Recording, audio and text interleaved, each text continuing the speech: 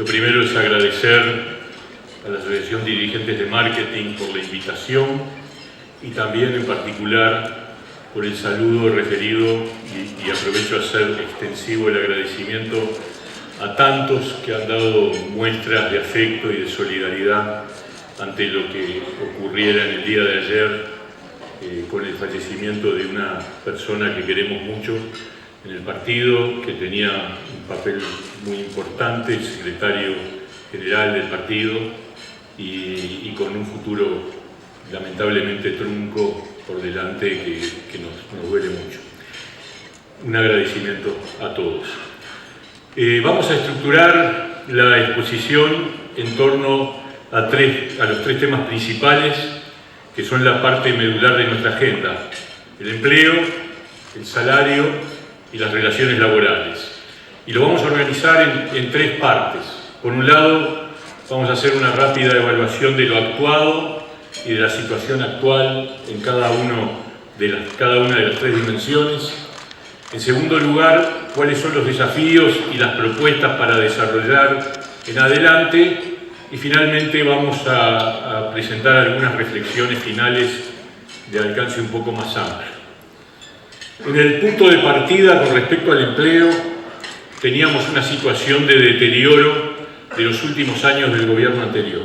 Simplemente señalar que el Uruguay había vivido un aumento continuo de la tasa de desempleo. En el año 19 había alcanzado un promedio del 8,9%. Se habían perdido en los años previos, entre el 17 y el 19, alrededor de 50.000 puestos de trabajo, y el promedio de trabajadores en seguro de paro total era de 47.500 en el año 19, y la tasa de informalidad se ubicaba en el 25%. Obviamente, apenas asumimos, como todos sabemos, vino la pandemia. Eso implicó una corrida al seguro de paro que fue histórica, alcanzando alrededor de 180.000 trabajadores en el seguro de paro total en los meses de abril y mayo del 20.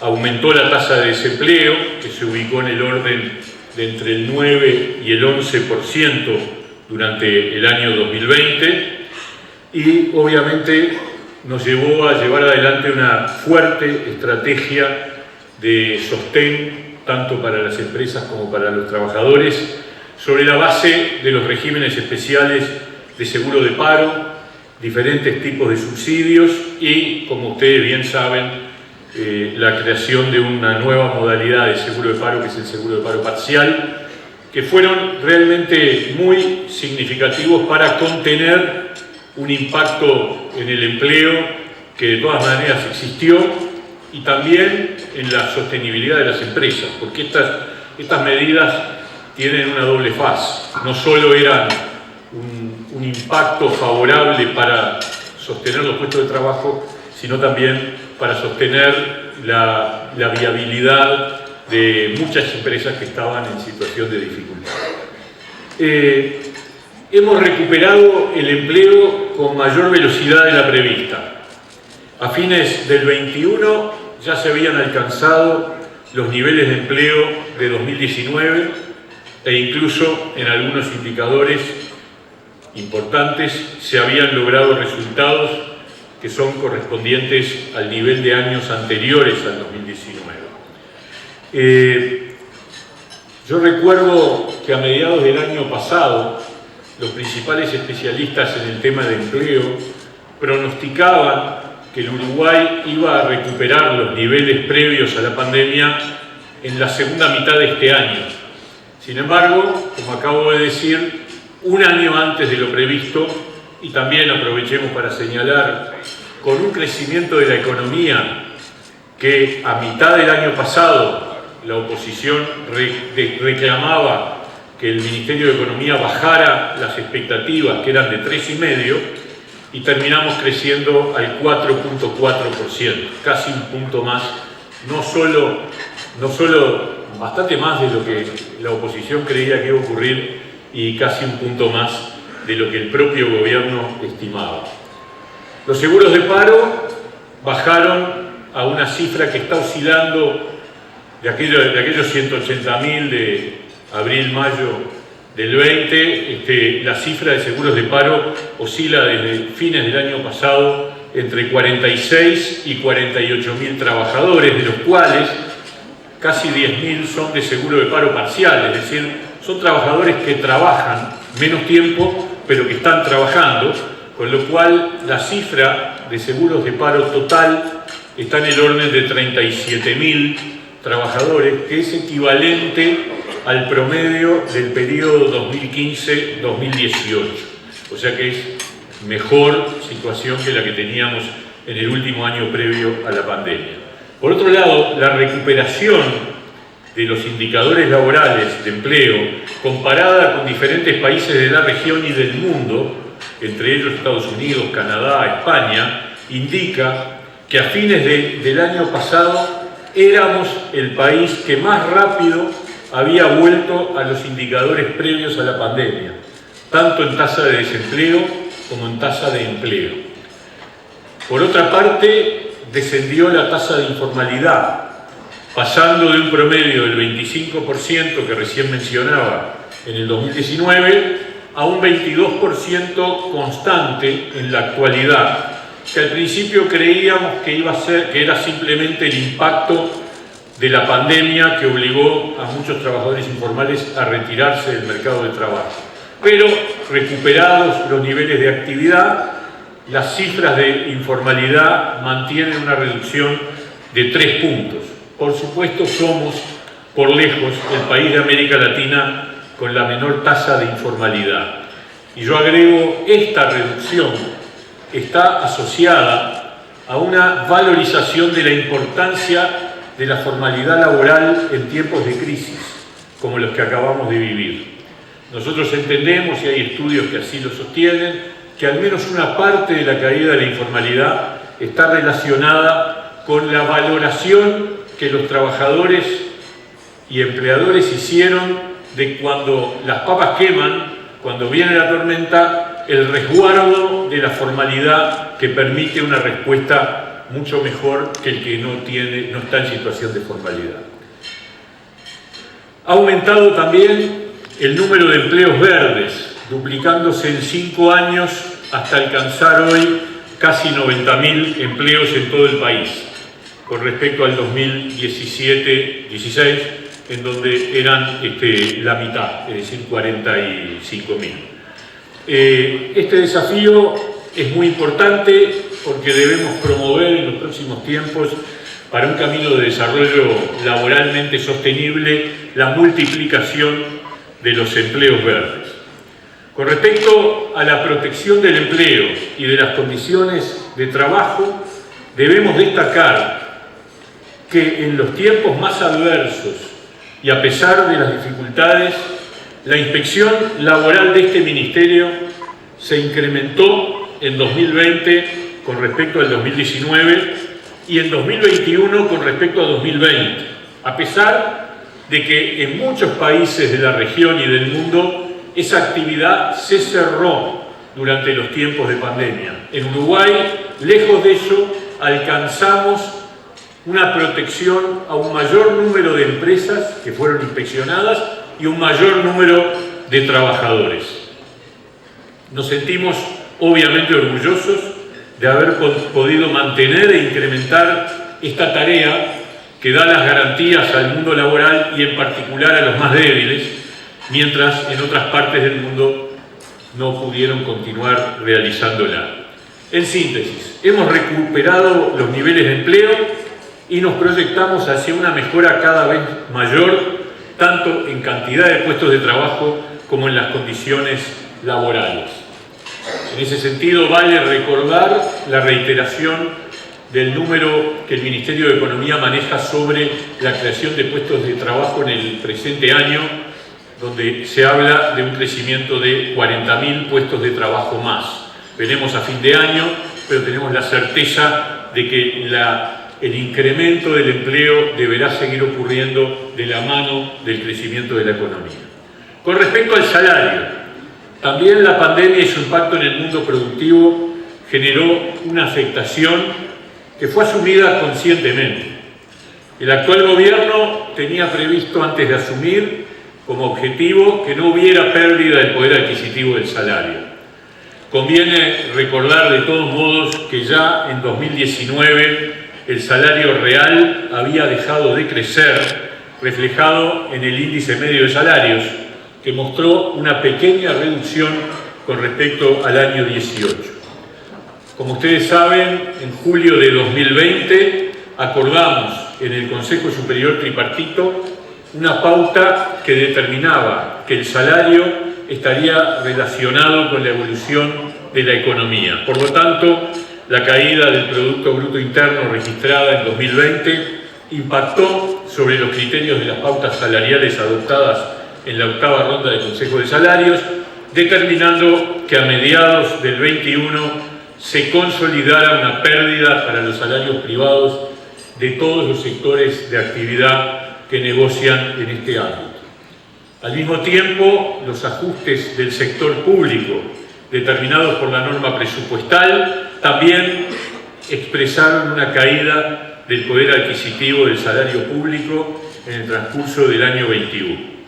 Pero al mismo tiempo, este gobierno ha expresado el compromiso de que el poder adquisitivo habría de recuperarse en línea con el crecimiento de la economía y la recuperación del empleo. No podemos dejar de reconocer que el impacto de la situación mundial, acelerando los precios y generando un panorama de incremento de la inflación en todo el planeta, ha planteado un verdadero desafío para cumplir con la recuperación. En tal sentido, los anuncios del pasado mes de abril, estableciendo un adelanto a cuenta del 2% para el sector público y sugiriendo que aquellos convenios de la novena ronda del sector privado que no tuvieran correctivo anual lo pudieran incorporar, fueron señales muy nítidas de la vigencia del compromiso del gobierno con la recuperación salarial. A la fecha de los 250.000 trabajadores sobre los que se planteó la posibilidad de adelantar el correctivo, un poquito más de la mitad ya acordaron que se adelantara dicho correctivo y por lo tanto no se afectara la recuperación salarial planteada en las pautas de la novena ronda. En tercer término, en materia de relaciones laborales, este gobierno ha dado muestras permanentes de la valoración que tenemos sobre la negociación colectiva y los ámbitos tripartitos, así como de la importancia que otorgamos al diálogo social con empleadores y trabajadores. De hecho, hemos convocado al Consejo Superior Tripartito más veces en estos 2 años que la totalidad de las convocatorias que se realizaron durante todo el periodo de gobierno anterior. Se profetizó que desmontaríamos la negociación colectiva y los consejos de salarios y, sin embargo, en 2 años y medio llevamos 2 rondas salariales y el año próximo habrá una tercera. El diálogo tripartito se desarrolló desde el primer momento en que se desató la emergencia sanitaria y las numerosas instancias de acuerdo para llevar adelante el trabajo en tiempos de pandemia mediante numerosos protocolos acordados con trabajadores y empleadores adaptados para cada sector de actividad han sido una prueba contundente de nuestra vocación de diálogo y de la valoración de las instancias de negociación colectiva. Al mismo tiempo, también priorizamos y nos comprometimos a llevar adelante un conjunto de iniciativas para modificar y modernizar las reglas de juego de nuestras relaciones laborales. En primer lugar, a través de la LUC, establecimos la norma que define que en el marco del ejercicio del derecho de huelga, los trabajadores huelguistas no pueden llevar adelante medidas que impidan el derecho al trabajo de los trabajadores no huelguistas y el derecho de la conducción de la empresa de acceder a su locación. Esta norma ya tiene 2 años de vigencia y ha funcionado de manera fluida y correcta, sin incidentes y también sin vacilaciones, y así habremos de seguir. Por otra parte, además de estar en total sintonía con la normativa que impulsa la OIT, no reduce ni afecta el derecho de huelga, sino que garantiza el debido equilibrio que debe existir entre los derechos de los diferentes actores sociales en el marco de un conflicto.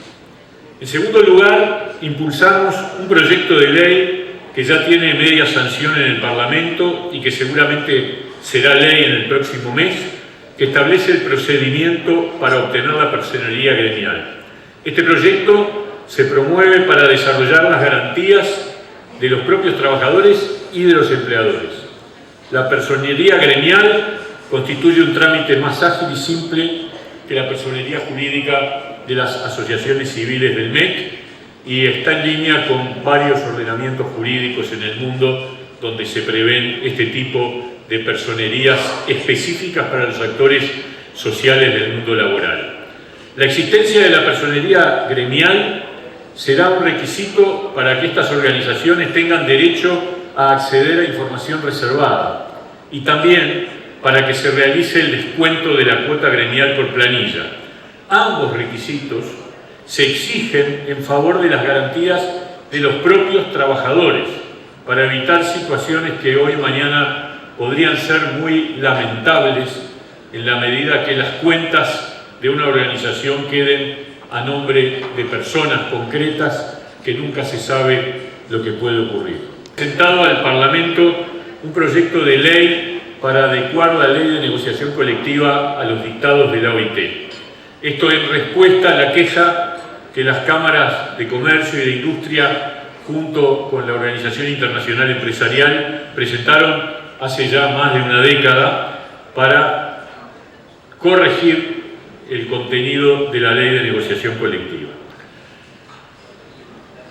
No parece razonable aceptar con tranquilidad que Uruguay aparezca entre los países que violan la normativa laboral internacional.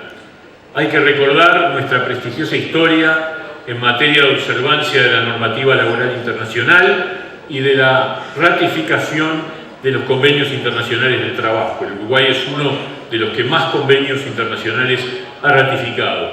Fue muy triste ver que debido a la tosudez de los gobiernos anteriores que no quisieron avanzar ante los reclamos formulados, fue muy triste ver que en la conferencia de OIT de 2019 nuestro país haya figurado en la lista corta, es decir, la denominada en la jerga la lista negra de países que violan la normativa laboral internacional. Es más, OIT instó al gobierno uruguayo de la época a presentar un proyecto de ley antes de noviembre de ese año. Y efectivamente, el gobierno anterior, con la firma del presidente Tabaré Vázquez y mi antecesor, el ministro Ernesto Murro, presentaron un proyecto de ley que es prácticamente idéntico al que acabamos de presentar al Parlamento para corregir esta situación. Lamentablemente aquel proyecto de ley, las mayorías parlamentarias de aquella época no lo consideraron y por lo tanto fue archivado al vencer el término de la legislatura. Por este proyecto de ley se ratifica la exigencia de personería gremial para acceder a la información reservada de una empresa. Se establece que en caso de que no haya organización sindical a nivel de una empresa, sean los trabajadores de ese lugar que negocien con la empresa, evitando que opere de manera automática la representación del sector de actividad. Se establece también que los convenios colectivos acordados entre las partes no dependan de oficializaciones estatales para adquirir su vigor y vigencia. Y finalmente, la parte más importante, se establece que los acuerdos sobre beneficios laborales rigen por el plazo del convenio colectivo, requiriéndose el acuerdo expreso para su continuidad, es decir, que se deja sin efecto la ultraactividad de lo acordado en estos convenios, en línea con los principios generales del derecho que establecen que lo que se pacta a plazo rige mientras dura ese plazo y en caso de querer prolongarlo se debe expresamente establecer así. No se afecta la negociación colectiva con este proyecto de ley, al contrario, se la adecua a la normativa internacional. Y en todo caso habría que preguntarle a la central sindical si ellos piensan que la OIT establece regulaciones que van en contra de la negociación colectiva. porque fue la OIT la que indicó al Uruguay que debía corregir esta norma. También preguntarle al movimiento sindical por qué siempre han reivindicado la importancia de que nuestro país se apegue a la normativa internacional y han reivindicado la importancia del amparo de OIT, y ahora, cuando la OIT les dice algo que no les gusta, entonces cambian de postura y formulan acusaciones graves que además son incorrectas e infundadas. Hay que señalar que todas estas iniciativas de cambios legislativos se realizaron dando cumplimiento con el paso previo de informar y escuchar a los actores sociales. En definitiva, entonces, hemos mantenido las instancias de diálogo y negociación tripartita y también hemos impulsado cambios en las reglas de juego para avanzar en la modernización de las relaciones laborales. Déjenme contarles la experiencia que tuvimos junto con Mario y otros compañeros del Ministerio de Trabajo recientemente en la última conferencia de trabajo en Ginebra.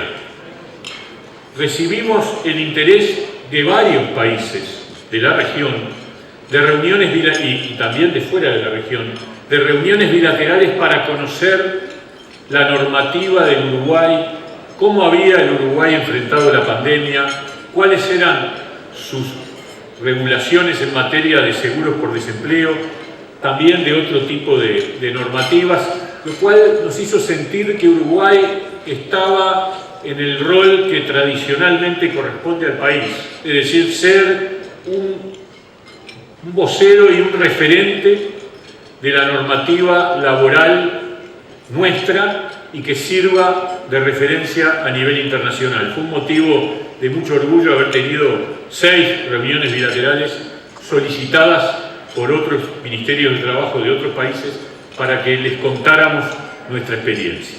Vayamos a los desafíos. En materia de empleo, en primer lugar, tenemos que trabajar en la reducción de las inequidades en el acceso al trabajo, tanto en materia de género como de edad y nivel socioeconómico, así como también de las situaciones de discapacidad. En este sentido, está vigente desde fines del año pasado la Ley de Promoción del Empleo para Sectores Vulnerables, aprobada por unanimidad en el Parlamento, que promueve la contratación mediante el incentivo de un subsidio a aquellos empleadores que contraten jóvenes, mujeres, personas mayores de 45 años y personas con discapacidad. Quiero decirles y exhortar a que este instrumento sea más utilizado. Estamos trabajando enérgicamente para que la inclusión laboral que promueve este instrumento legislativo y sus correspondientes incentivos permita de un modo mayor que más trabajadores vulnerables puedan acceder al empleo. Los apoyos desde el gobierno, además, para sostener el empleo, como lo es el seguro de paro parcial ya nombrado, o las prórrogas al seguro de paro tradicional que se han extendido desde el comienzo de la pandemia, somos conscientes que ha sido una red de protección absolutamente imprescindible y que fue decisiva para la velocidad y calidad de la recuperación del empleo. El Parlamento estará votando en los próximos días una nueva prórroga que se extenderá hasta el 30 de septiembre solo para los sectores más vulnerables y será la última extensión de este mecanismo que fue tan útil para los tiempos de dificultad. Por otro lado, acabamos de firmar un convenio con la OIT para implementar el Sistema de Información del Mercado Laboral, llamado SIMEL. Implica la articulación de todas las fuentes de información sobre empleo y mercado laboral provenientes de los diferentes ámbitos del Estado, pero también de las instituciones privadas, tales como universidades u organizaciones sociales en general, a efectos de diagnosticar y monitorear la evolución de las ocupaciones y de este modo predecir las tendencias del mercado laboral en nuestro país. Este instrumento permitirá, además, ajustar mejor las políticas de capacitación laboral que son y van a ser cada vez más fundamentales para acompañar la reinserción laboral de aquellos que pueden quedar por el camino. En pocos meses, les puedo anunciar, pondremos en práctica el CIMEL para ofrecer esta información a todos los ciudadanos, empresas y sindicatos. A su vez, estamos dando respuesta a la dinámica del mercado laboral y particularmente a los cambios que promueven las innovaciones tecnológicas, regulando aquellas nuevas modalidades en los vínculos laborales que exigen adecuaciones específicas. Dos ejemplos al respecto. En primer lugar, la ley de teletrabajo, que está vigente desde el año pasado y que fue reglamentada a comienzos de este año. En segundo lugar, el próximo envío al Parlamento de un proyecto de ley para garantizar la protección de los derechos de aquellos trabajadores, sean dependientes o por cuenta propia, que se vinculan a través de las plataformas digitales. ¿Qué ocurre en materia de salarios? Quiero decir que estamos avanzando significativamente en la recuperación de los niveles salariales que fueron afectados por la pandemia. En el caso del sector público, podemos anunciar que se han propuesto acuerdos con los sindicatos de COFE y de la Coordinadora de la Enseñanza, en los que se define con claridad el proceso de recuperación del poder adquisitivo, de manera tal que al final del periodo de este gobierno se haya recuperado el nivel de salario real previo a la pandemia. En el caso del sector privado, en los próximos días podremos dar una información detallada de la situación del poder adquisitivo de los trabajadores de los diferentes grupos de actividad del sector privado. No es parejo el panorama, hay sectores que han recuperado incluso que nunca cayeron, hay otros que han tenido caídas más moderadas y recuperaciones más intensas, y otros que, por el contrario, han sufrido afectaciones mayores. No está bueno hacer tabla rasa y hablar genéricamente de una caída del salario real, cuando en realidad la realidad es mucho más heterogénea y queremos justamente mostrarla. En síntesis, el Gobierno está cumpliendo con hechos y con firmeza el compromiso de alcanzar la recuperación salarial completa en el correr del actual periodo de gobierno. Por último, en materia de relaciones laborales, además de las medidas impulsadas, ratificamos y reiteramos nuestra firme voluntad de avanzar en cambios que permitan mejorar las relaciones laborales. La estructura de los consejos de salarios encierra un riesgo que debe ser contemplado. La negociación por rama hace que los negociadores de las empresas y de los trabajadores sean los de mayor representatividad, y esto lleva a que sean representantes de las empresas y sindicatos más fuertes los que negocien por cada rama de actividad. Esto implica que a la hora de las decisiones sobre salarios y beneficios puedan acordarse laudos y pautas que pueden volverse difíciles de cumplir para ciertas empresas, con el consiguiente riesgo de crisis y de pérdida de puestos de trabajo. Es por ello que entendemos necesario elaborar criterios y protocolos objetivos para definir la flexibilidad frente a los laudos de los consejos de salarios, evitando el impacto sobre empleadores y trabajadores más débiles. Este proceso de construcción de criterios y procedimientos objetivos para los llamados descuelgues será presentado en breve ante el Consejo Superior Tripartito. Del mismo modo, queremos instalar un diálogo en ese ámbito para analizar qué criterios permitirían discriminar niveles de negociación colectiva más justos y equitativos. Hay varias variables o indicadores que podemos utilizar y no es fácil elegir cuál es el más adecuado. El tamaño de las empresas por la cantidad de puestos de trabajo que tienen, su rentabilidad, su ubicación geográfica. La verdad, cualquiera de ellos tiene sus pros y sus contras, por lo cual ha sido difícil encontrar un camino de incorporación de algún criterio discriminante más allá de los sectores de actividad. Pero estamos en la línea de discutirlo y de encontrar caminos en esa dirección. También queremos modernizar, y lo vamos a hacer, los mecanismos de clasificación de las categorías laborales que se encuentran totalmente desactualizados y en muchos sentidos anacrónicos. Finalmente, sobre la conflictividad laboral, queremos señalar algunos datos que vale la pena incorporar en el análisis de la realidad de nuestras relaciones laborales. Si tomamos el índice de conflictividad de la Universidad Católica del Uruguay de los últimos años y comparamos la conflictividad entre los meses de enero y mayo de cada año para que sean comparables con el 2022 y dejamos fuera los casos de 2020 y de 2021 en los que la conflictividad obviamente fue mucho menor por el impacto de la pandemia en la actividad laboral y también en las posibilidades de movilización, vamos a encontrar que los niveles de conflictividad de este año 2022 son muy similares al promedio del periodo 2009-2019. Por lo tanto, no hay un aumento de la cantidad de conflictos en 2022 con respecto a la década anterior previa a la pandemia. Pero el problema no es la frecuencia, el problema es el tono. El problema es el talante y los contenidos de los discursos. El problema es la intensidad de la crítica, la reticencia a encontrar acuerdos y muchas veces la virulencia de los cuestionamientos al gobierno. Y esto nos lleva a algunos comentarios finales para ir terminando. La oposición busca construir un relato de catástrofe.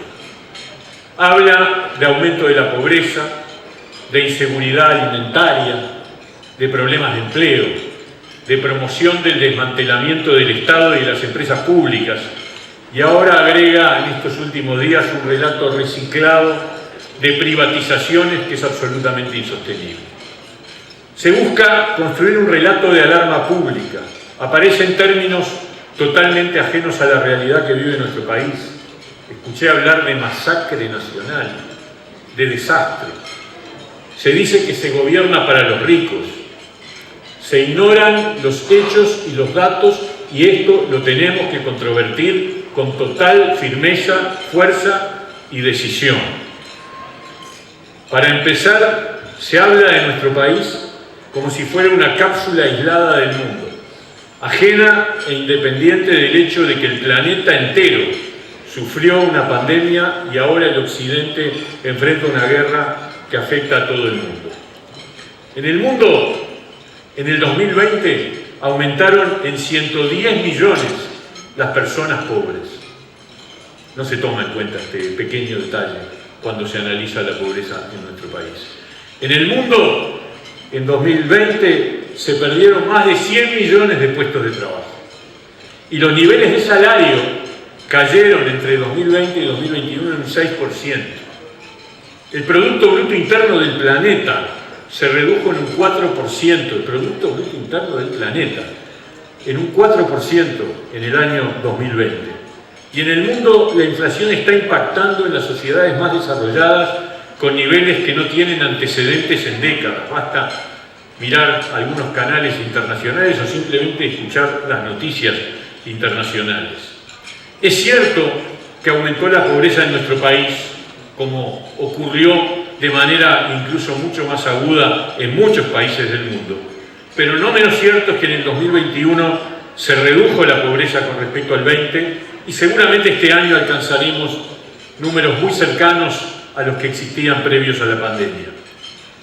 Y ya hemos hablado de las cifras sobre recuperación del empleo y del salario, pero por un momento veamos qué ocurría cuando gobernaban los que hoy hablan de catástrofe. La pobreza en el 2017 era del 7,9, pero en el 2018 creció a 8,1 y en el 2019 volvió a incrementarse hasta alcanzar el 8,8, sin pandemias y sin guerras. Simplemente como reflejo del estancamiento económico y del empleo que sufrió nuestro país durante los últimos años del gobierno del Frente Amplio.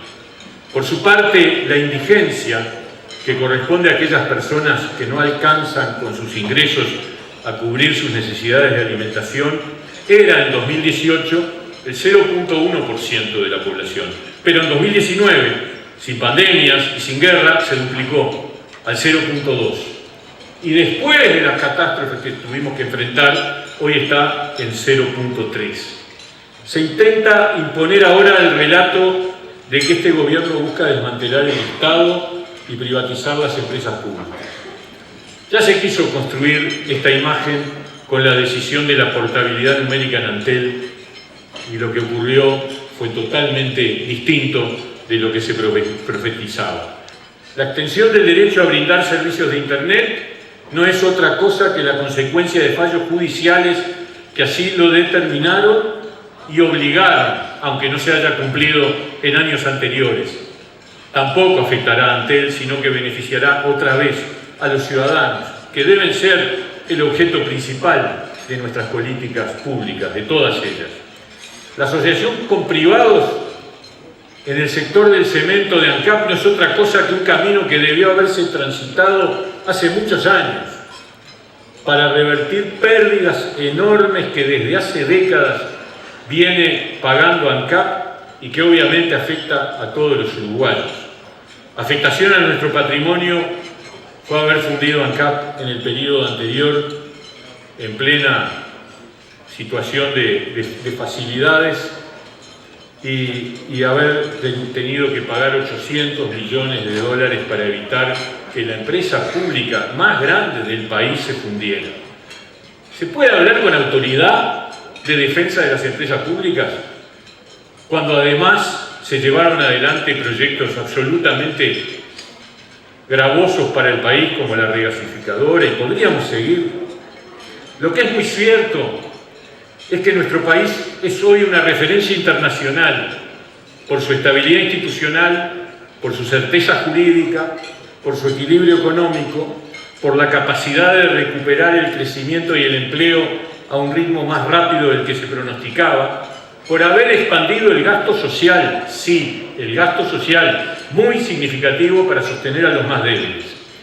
Eso no significa que no haya problemas y que no haya gente que no la pasa bien, como también existía en nuestro país durante los gobiernos anteriores. Por supuesto que tenemos que seguir trabajando en la mejora de las condiciones de vida de los más débiles, pero ciertamente estamos muy lejos de vivir una realidad catastrófica que la ansiedad nerviosa de la oposición pretende dibujar. El Frente Amplio y sus aliados podrán seguir intentando construir ese relato, pero la realidad se impone con su contundencia. Por eso vale la pena especialmente recordar una conocida frase que usaba el general Líber Seregni con esa lucidez que lo caracterizó siempre, para reconocer la realidad. Decía el general Seregni: los hechos son porfiados. Y estos dicen que la realidad de nuestro país está muy lejos de las catástrofes que los dirigentes de ese partido denuncian. Sería muy bueno que la conducción actual de la oposición recordara aquella frase tradicional de Seregni y revisaran cómo construir una oposición en sintonía con la realidad efectiva de nuestro país. Sería muy bueno para todos, para el gobierno, para la propia oposición, pero sobre todo para todos los uruguayos y para la fortaleza institucional de nuestro querido país. Muchas gracias.